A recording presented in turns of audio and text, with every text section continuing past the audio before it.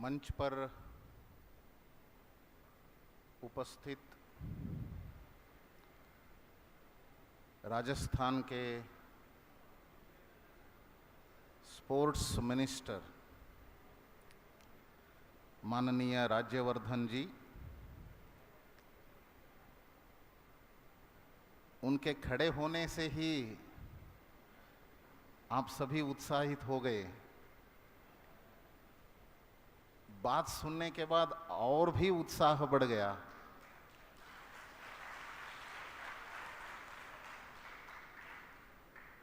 ये अच्छे नेतृत्व का लक्षण है।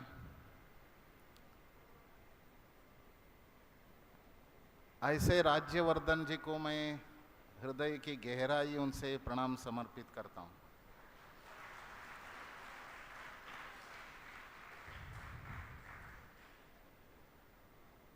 राजस्थान विश्वविद्यालय के आदरणीय कुलगुरु प्रोफेसर अल्पना कटेचा जी,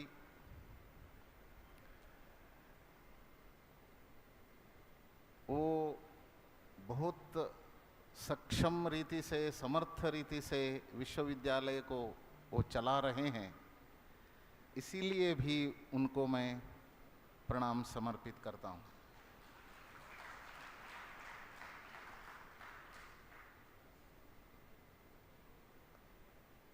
दो दशकों से अधिक समय से मेरे अच्छे मित्र और अच्छे साहित्यकार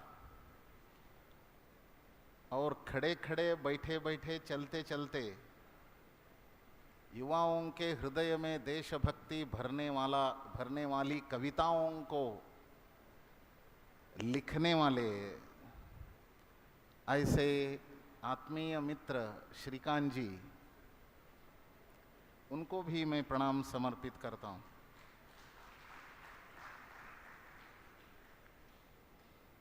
और ये राजस्थान के 3 प्रांत हैं, जयपुर, जोधपुर, चित्तौड़। इन तीनों प्रांतों में भारतीय शिक्षण मंडल का कार्य सही दिशा में चले, आए हुए व्यक्ति योग्य बने और योग्य व्यक्ति शिक्षण मंडल में आए, इन दोनों के प्रति ध्यान देते हुए, स्वास्थ्य को भी न ध्यान देते हुए, शिक्षण मंडल के कार्य को अधिक ध्यान देते हुए, संगठनात्मक क्षेत्र में और शैक्षणिक क्षेत्र में, दोनों क्षेत्रों में उच्चतम कार्य कर रहे हैं, ऐसे मेरे मित्र गजेंद्र पाल सिंह जी, उनको भी मैं प्रणाम समर्पित करता हूं।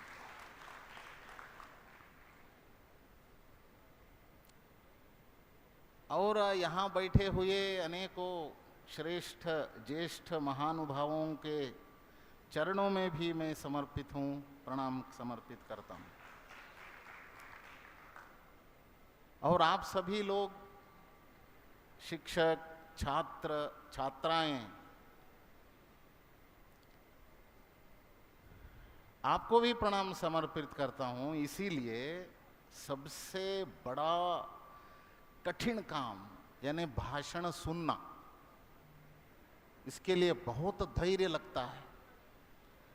इतने धैर्य से आप भाषण सुन रहे हैं, इसीलिए आपको सराहना कर रहा हूं, आपको प्रणाम समर्पित कर रहा हूं।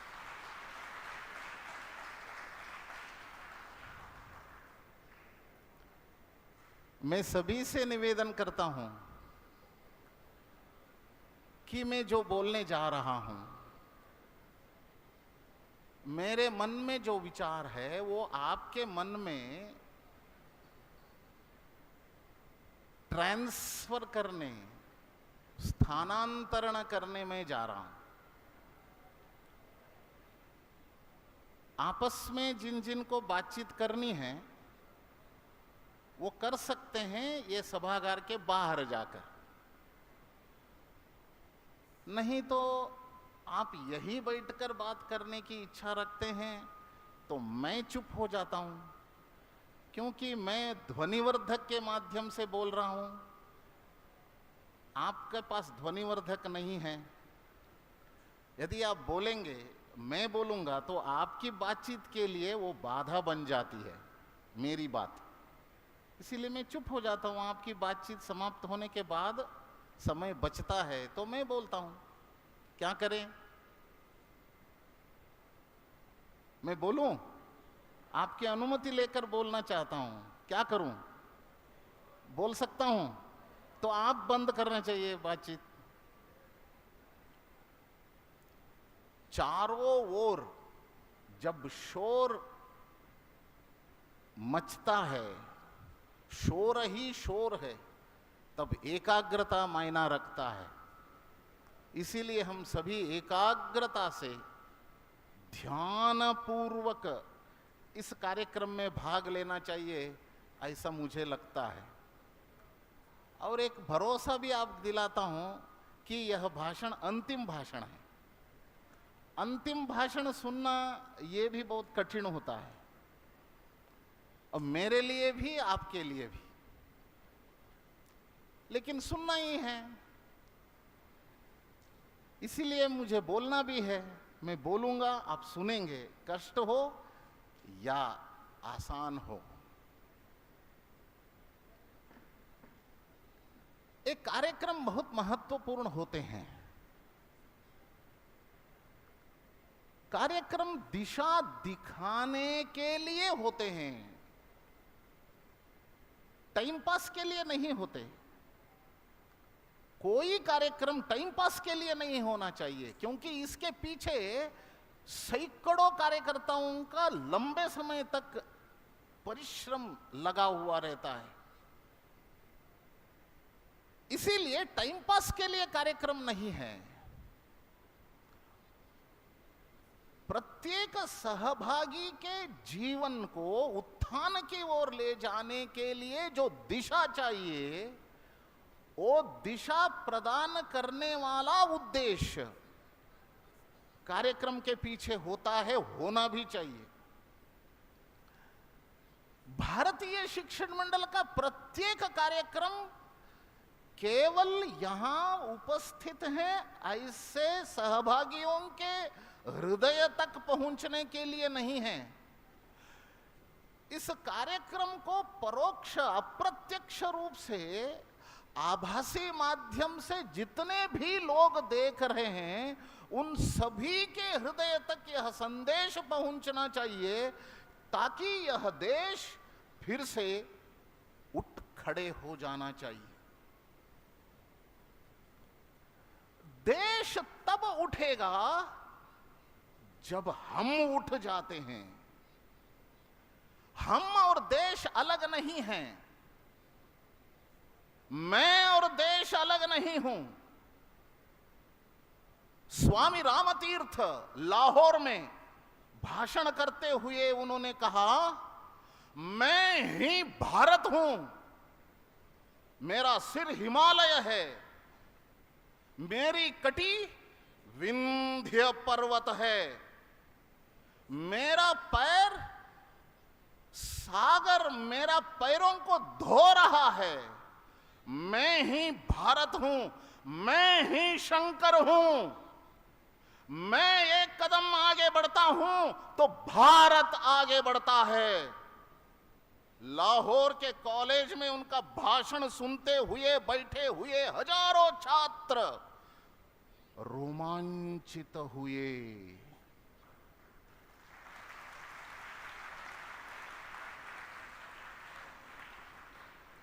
सभी के रोंगटे खड़े हो गए।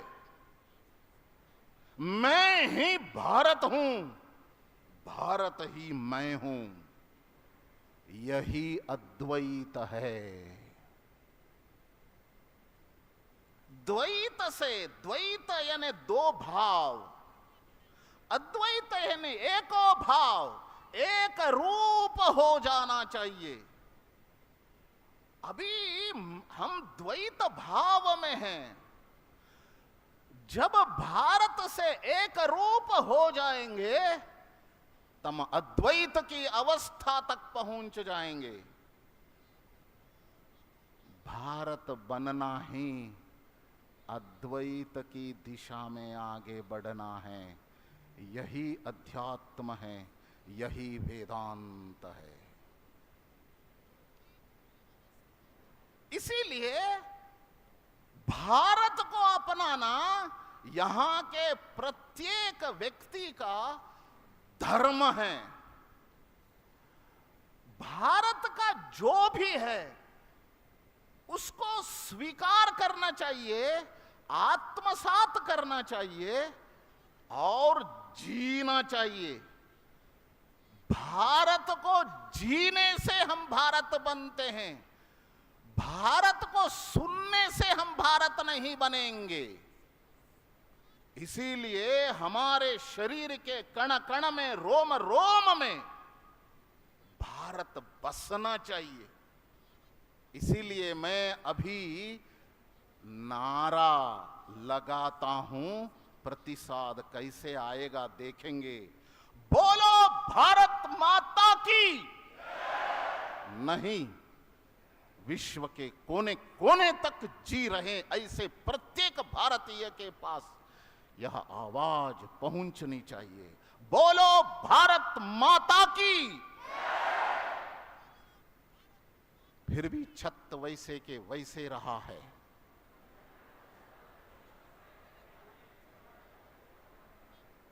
अब आपको दूसरी अवस्था तक ले जाता हूं। भारत माता की जय मात्र यह नारा नहीं है, नारा बहिर्मुख होता है। भारत बाहर भी दिखना चाहिए, अंदर भी दिखना चाहिए।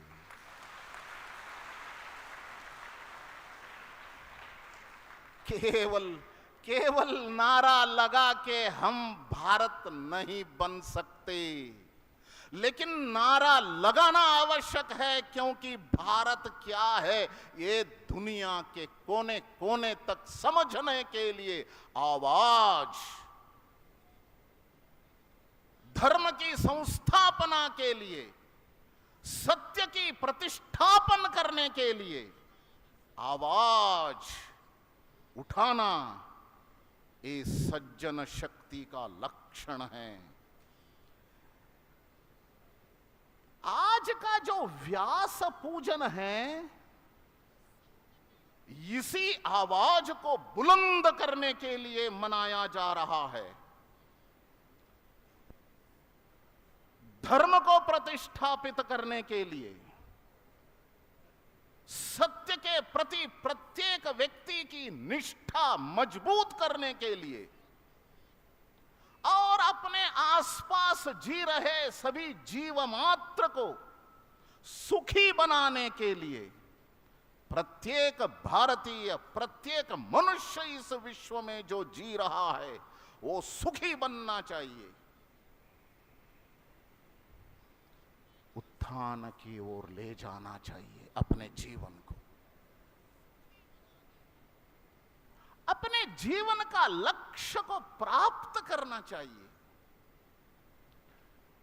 इसके लिए यह आयोजन है।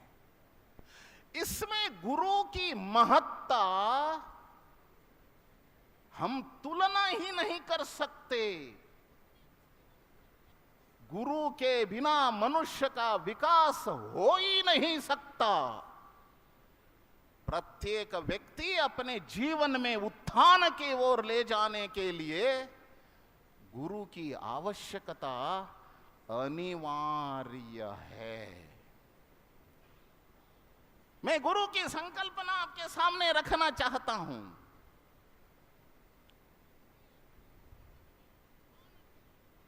विचित्र यह है कि अब तक कोई अपने आप को गुरु के रूप में घोषणा नहीं किया है भारत में।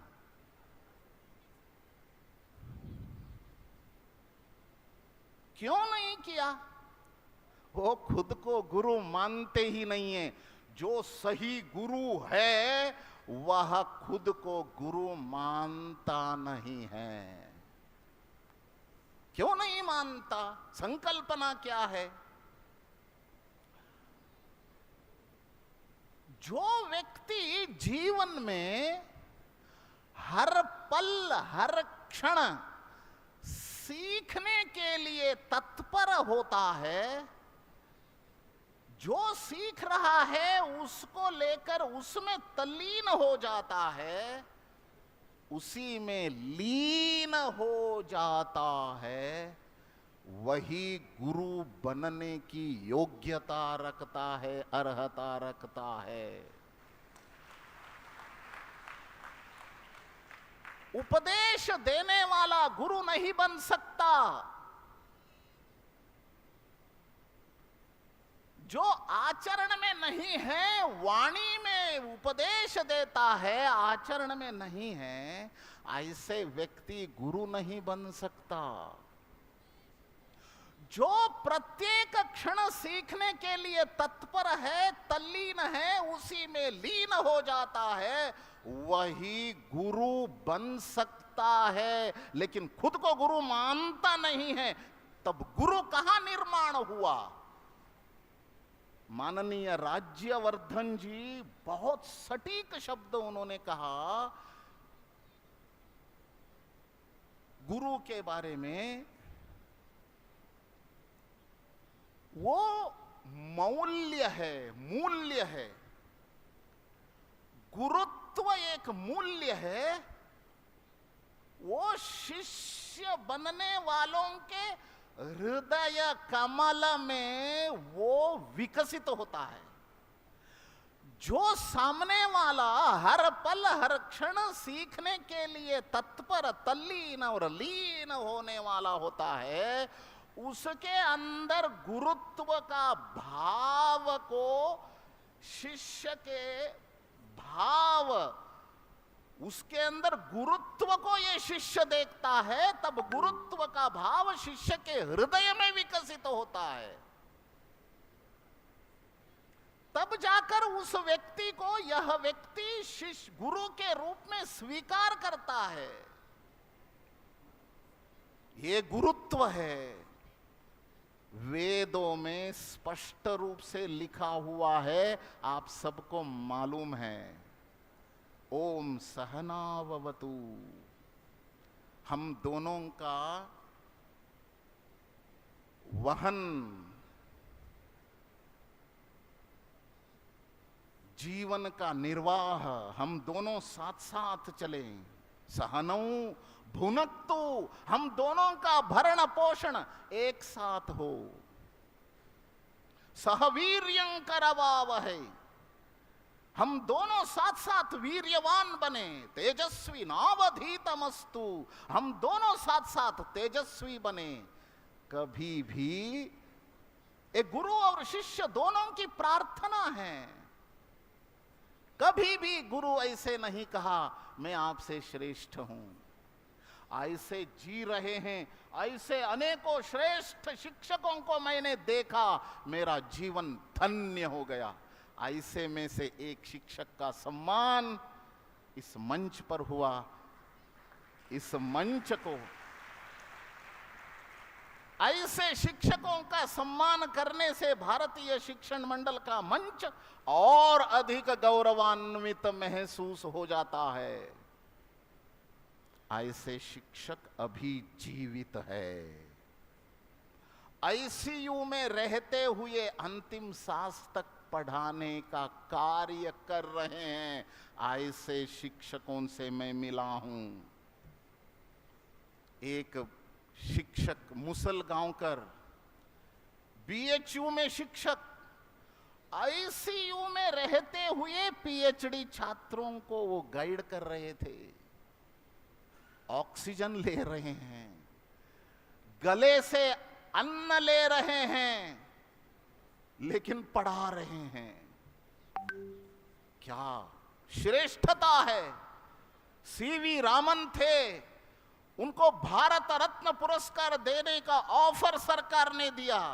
तिथि तय की, भारत रत्न पुरस्कार स्वीकार करने के लिए आप आ जाइए। वो कहते हैं पत्र के रूप में, उस दिन मेरे छात्र का पीएचडी वैवा है, मैं नहीं आ सकता। राधा कृष्ण राधाकृष्णन मैसूरू में महाराजा कॉलेज में केवल 2 वर्ष फिलॉसफी के शिक्षक रहे। उनका जब इलाहाबाद विश्वविद्यालय में कुलगुरु के रूप में, वहां से कलकत्ता में उनको अधिक दायित्व मिला, तब मैसूरू महाराजा कॉलेज के महाविद्यालय के छात्र घोड़े के जो गाड़ी होती है, उस गाड़ी में उनको बिठाया, उनका सामान रखा, उनको वो गाड़ी स्वयं खींचते हुए घर से रेलवे स्टेशन तक लेकर गए। बच्चों के सारे माता पिता साथ थे।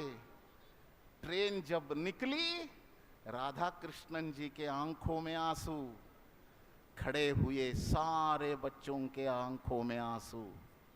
केवल 2 वर्ष में सैकड़ों सैकड़ों बच्चों के हृदय में वो स्थान प्राप्त कर लिए थे, आदर्श गुरु बन गए। उन्हीं के स्मरण में सितंबर 5 तारीख शिक्षक दिवस के रूप में हम मनाते हैं। ऐसे शिक्षक केवल इतिहास रचते नहीं हैं, वर्तमान में भी इतिहास रचने वाले शिक्षक हैं। भारतीय शिक्षण मंडल का उद्देश्य है ऐसे शिक्षकों की संख्या में वृद्धि होनी चाहिए। एक गुरु शब्द विशेष है। भारत की भाषा में, ये भारत की संस्कृति में, भारत की तत्व ज्ञान में ऐसे शब्दों निकले हैं, एक एक शब्द भी वजनदार है। ऐसे में गुरु शब्द भी ऐसा एक है। ऑक्सफोर्ड डिक्शनरी के कमेटी हाल ही में कुछ वर्ष पहले बैठे थे। गुरु शब्द के पर्यायवाची शब्द कौन सा हो सकता है अंग्रेजी में? ऐसे पर्यायवाची शब्द ढूंढते समय उस शब्द के पीछे की संकल्पना को समझना पड़ता है। बाद में उस भाषा में एक नया शब्द का उत्पन्न करना पड़ता है। उन्होंने बैठे, चर्चा की, लंबी चर्चा हुई, अनेकों दिनों तक चर्चा हुई। बाद में उन्होंने निष्कर्ष पर आया, गुरु शब्द की संकल्पना के अनुरूप अंग्रेजी में हम शब्द का उत्पन्न नहीं कर सकते।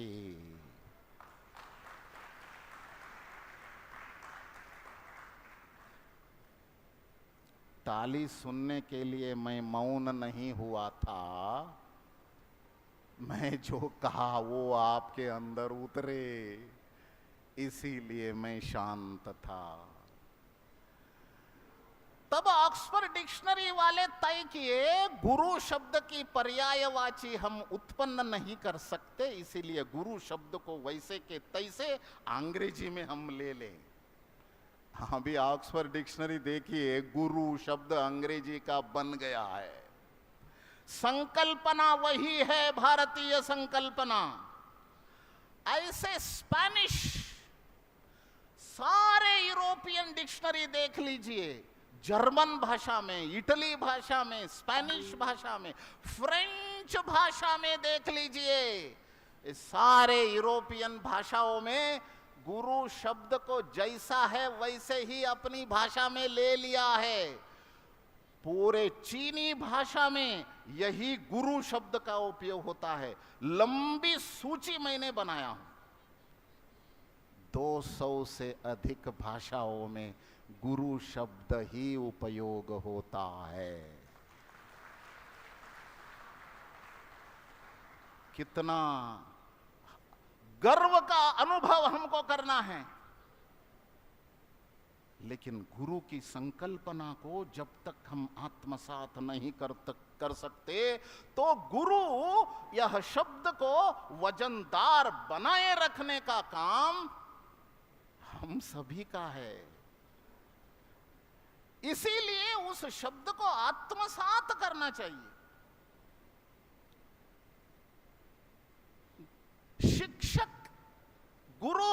बिना भारत विश्व गुरु नहीं बन सकता। छोटी मोटी बातों को लेकर,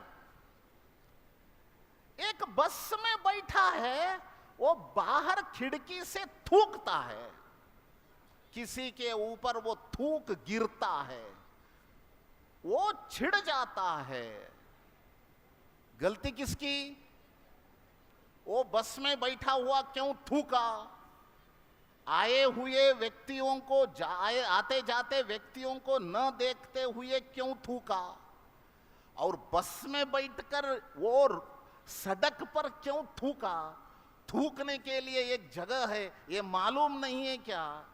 नागरिक कर्तव्य का ज्ञान क्यों नहीं है? क्यों नहीं है?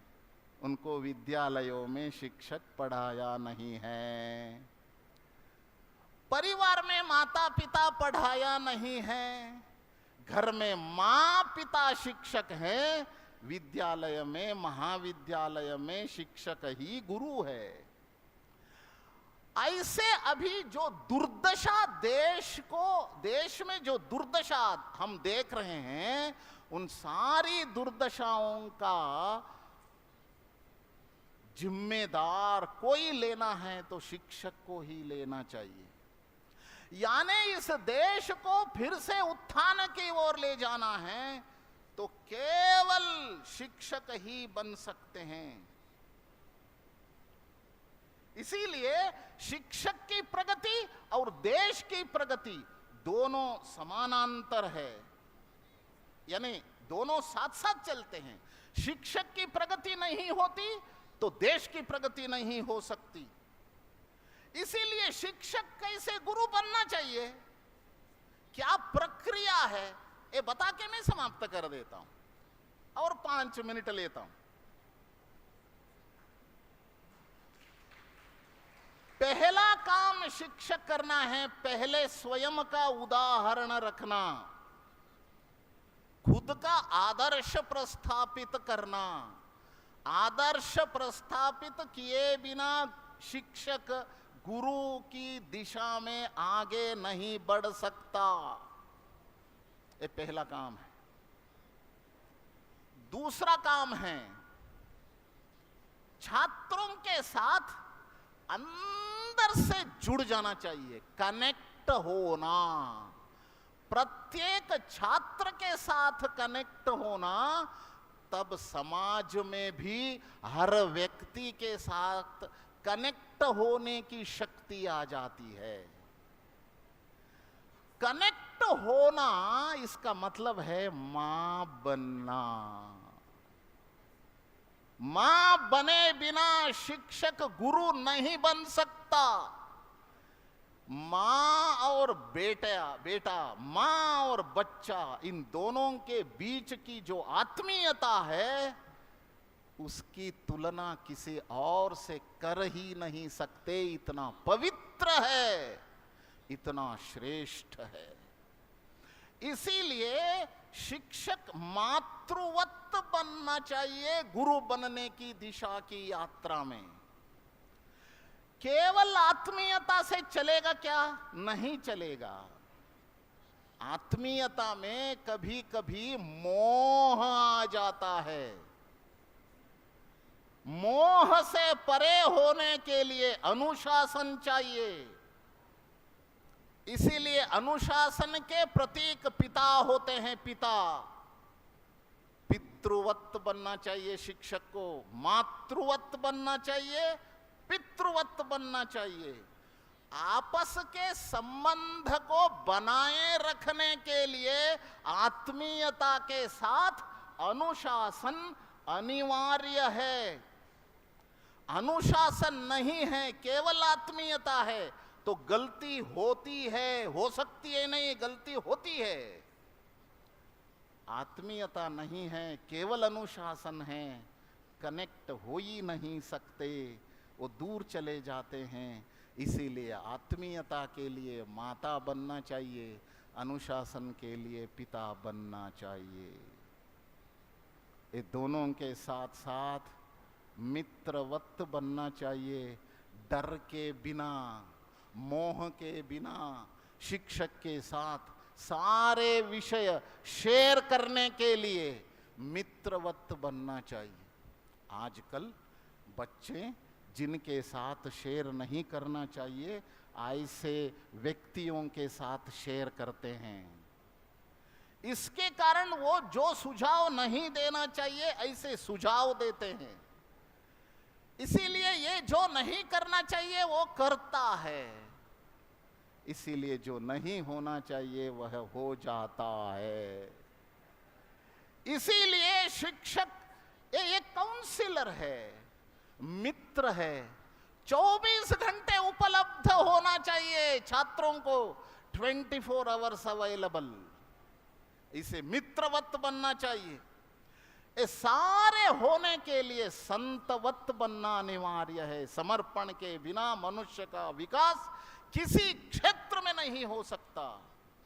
एक स्पोर्ट्समैन बनना है, समर्पण चाहिए। एक वैज्ञानिक बनना है, आपको समर्पण चाहिए। किसी परीक्षा में आप अच्छे अंक लेकर उत्तीर्ण होना है तो भी आप समर्पित होना चाहिए। समर्पण के बिना ओलंपिक्स में मेडल आप नहीं ला सकते।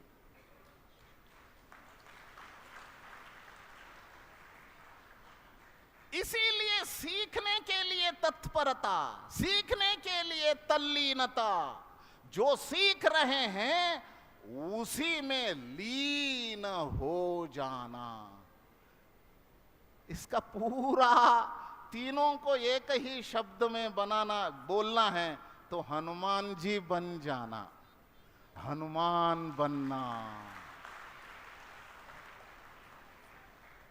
हमारे बजरंग बली हनुमान जी अच्छे छात्र हैं, अच्छे शिष्य हैं, अच्छे गुरु है, हमारे लिए आदर्श है। चेहरे उतरा हुआ चेहरा हनुमान जी का कभी भी आपने देखा है क्या? इसीलिए हम सभी को हनुमान बनना है। भारत बनाना है तो हर एक युवा, हर एक शिक्षक हनुमान बनना बहुत आवश्यक है। इसके लिए करना क्या है? ऐसे बनने के लिए नवधा सूत्र है, 9 सूत्र बताता हूं।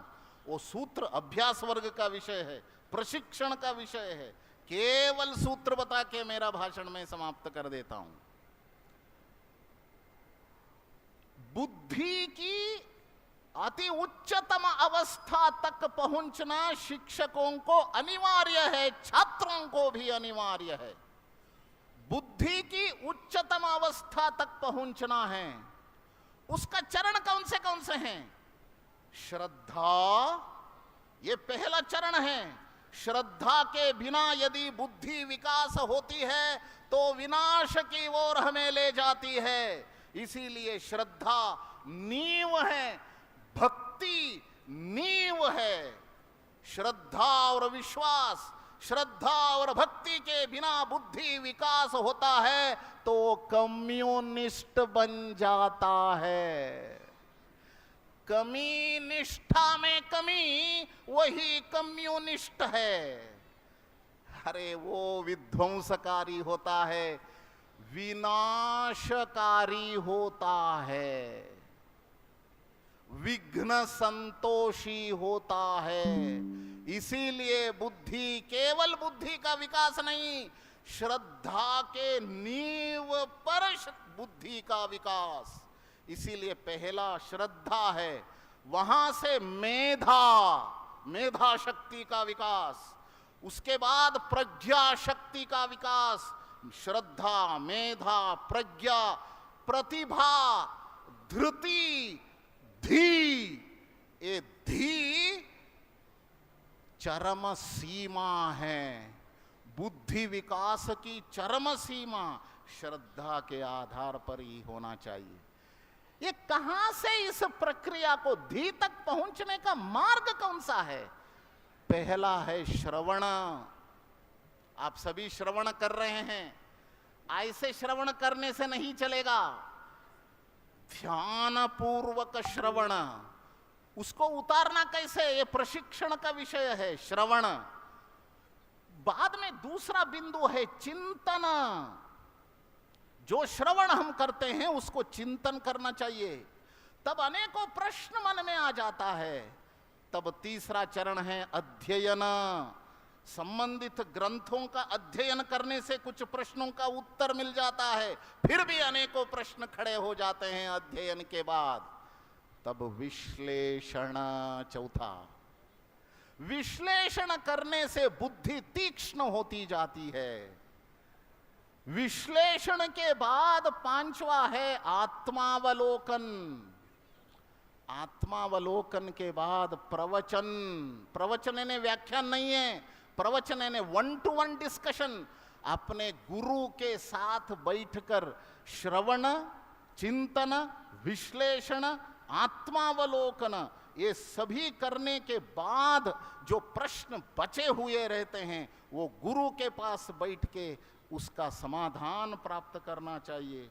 उसके बाद द्वंद्व समाप्त हो जाता है, दुविधा समाप्त हो जाता है, मन शांत हो जाता है। उसके बाद निधिध्यासन। निधिध्यासन यानी जीवन में उतारना, व्यवहार में उतारना।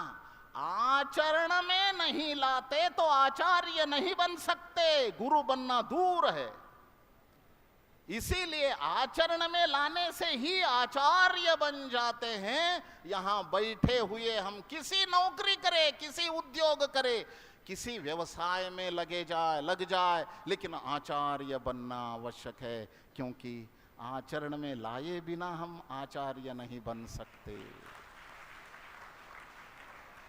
भारत आचरण प्रधान संस्कृति वाला देश है, उपदेश वाला देश नहीं है। उपदेश से देश नहीं चलता, आचरण से चलता है। आचरण से एक संस्कृति निर्माण होती है, एक परंपरा निर्माण होती है। इसीलिए आचरण में लाना ही निधिध्यासन है। आचरण में लाने के बाद लेखन, बाद में लिखना, तब तक लिखना नहीं है।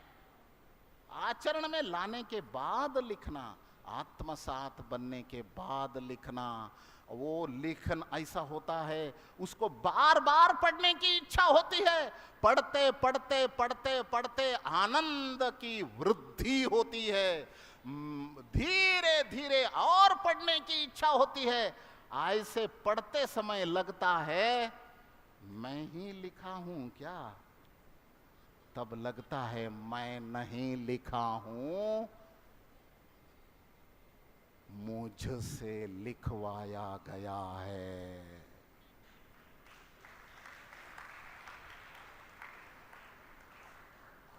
ऐसे लगने के कारण कोई पेटेंट नहीं करते थे भारत में। ईश्वर ने मुझसे लिखवाया इसीलिए मैंने लिखा, ऐसे कहने से अपराध बोध होता था, इसीलिए पेटेंट नहीं होते थे। विदेश में जो पुस्तक का नाम छोटा होता है, लेखक का नाम बड़ा होता है। भारत में ऐसा नहीं है। इसीलिए लेखन इसके बाद होना चाहिए। आजकल कैसे पुस्तक लिखते हैं, एआई से कुछ ले लेना, चैट जीपीटी से लेना, इन्होंने बताया हुआ भाषण सुनना, ये सारे स्टेप्स स्किप कर देते हैं और पुस्तक लिख देते हैं। भाई साहब मैंने 15 पुस्तक लिखा। अरे आप लिखना शुरू किया 3 वर्ष में 15 पुस्तक कैसे लिख सकते हैं भाई? 3 वर्ष में 1 पुस्तक लिख सकते हैं, 5 वर्ष में 1 पुस्तक लिख सकते हैं।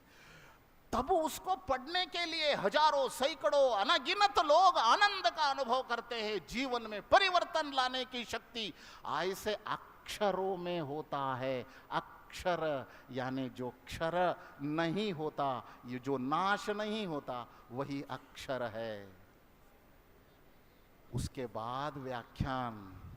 पहले व्याख्यान नहीं देना चाहिए। जो व्याख्यान, एक एक शब्द के अंदर एक दम होना चाहिए, ताकत होना चाहिए। उसको सुनने के बाद प्रत्येक व्यक्ति को लगना चाहिए ये मेरी जीवन की दिशा बदलने वाला अक्षर है। इसीलिए ये जब शिक्षक इसका अनुपालन करते हैं तो वो गुरु बनने की दिशा में अग्रसर हो जाता है। गुरु वही है दिशा दिखाते हुए। राज्यवर्धन जी का और एक मैं कोट करता हूं, दिशा दिखाता है, चलना हमको ही है। चलना ही पुरुषार्थ है। यहां बैठे हुए सारे छात्र पुरुषार्थ करने का संकल्प इसी समय में हमको करना है। पुरुषार्थ यदि नहीं करेंगे तो भारत नहीं बन सकता। इसीलिए यह देह पुरुषार्थ करने के लिए ही जन्म लिया है। यह देह देश के लिए समर्पित हो जाने से ही देवता बन सकता है।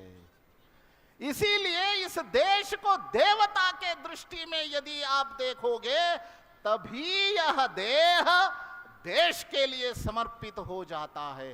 इसीलिए 3 शब्द याद रखना गुरु बनने के लिए, अच्छे छात्र बनने के लिए।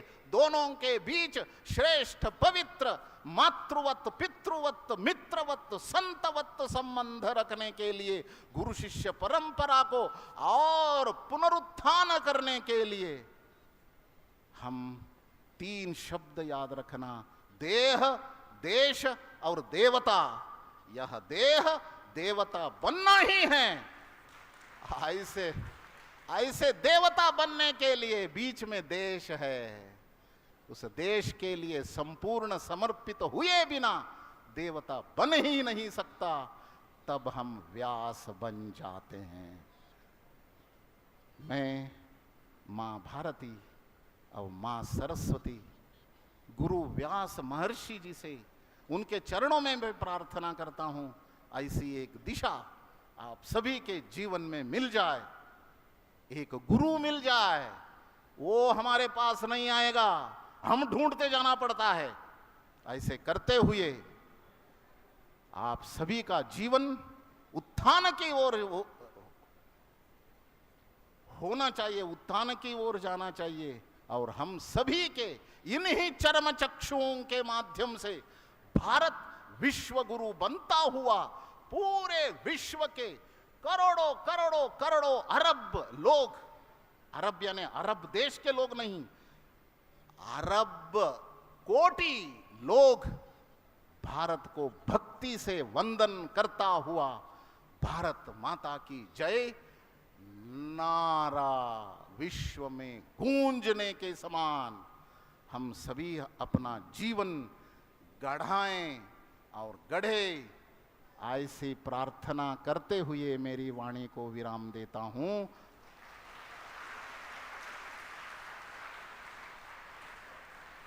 आप सभी ने इतने प्यार से, इतने ध्यान से व्यास पूजन के इस विचार को सुना, इसीलिए आप सभी को बारंबार प्रणाम करते हुए मेरे वाणी को